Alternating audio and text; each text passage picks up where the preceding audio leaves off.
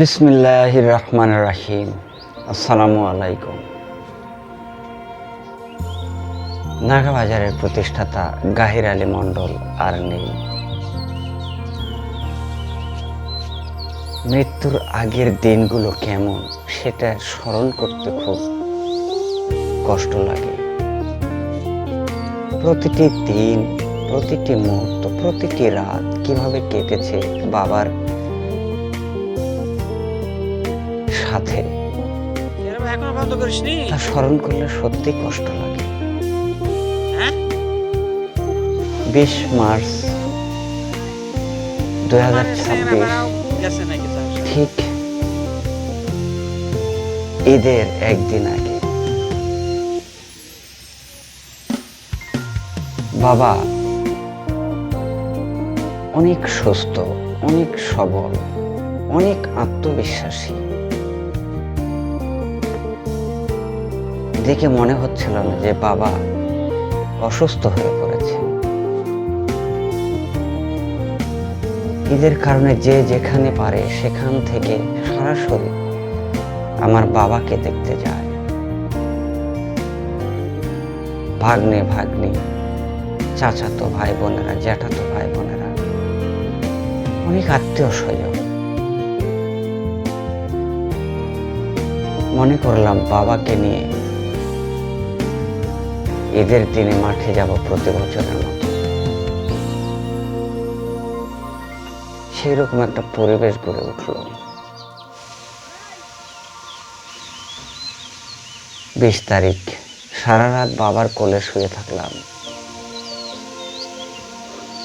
মাঝে মাঝে মুখ নেড়ে দিতাম, কপাল নেড়ে দিতাম, চুল নেড়ে দিতাম,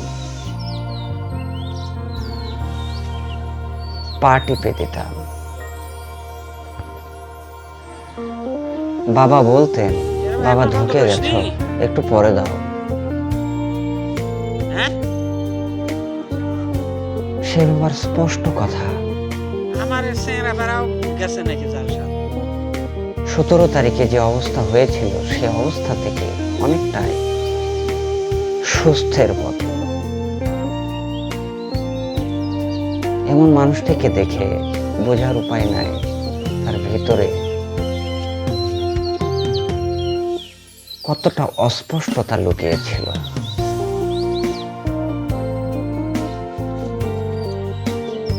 বাবা বাবার মতো, বাবা ধন করে কথা বলতেন। প্রত্যেকটা আত্মীয় স্বজন যখন যেত সবাইকে তিনি চিনতে পারতেন। খাওয়ার কিছুটা টান ফিরে এসেছিল। ভাত খেতে চাইতেন, শুধু ভাত খেতে চাইতেন, আর কিছু না। ফলমূলের প্রতি তার ছিল না অত আকৃষ্ট।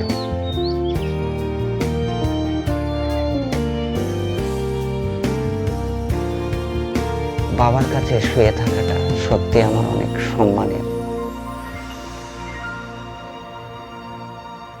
বাবার কাছে থাকবো বলে শ্বশুর বাড়িতে যাইনি, অন্য কোনো আত্মীয় স্বজনের বাড়িতে যাইনি।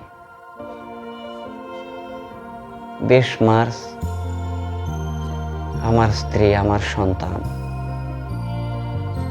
সবাই এক জায়গাতে উপস্থিত। ছোট বোন ঢাকা থেকে এসে দেখা করেই বাবার কাছ থেকে 20 তারিখে সন্ধ্যায় বাড়ি ফিরে যায়, আবার ঈদের পরে আসবে বলে। আমার বাবার অপরিপূর্ণতা কিছুই ছিল না। সবাই দেখতে পেয়েছে, সবাইকে তিনি দেখতে পেয়েছেন। তবে তার দৃঢ় চিত্ত এবং তার বিশ্বাস ছিল যে তিনি আবার ফিরে পাবেন জীবনটা আগের মতো। কিন্তু বিধাতা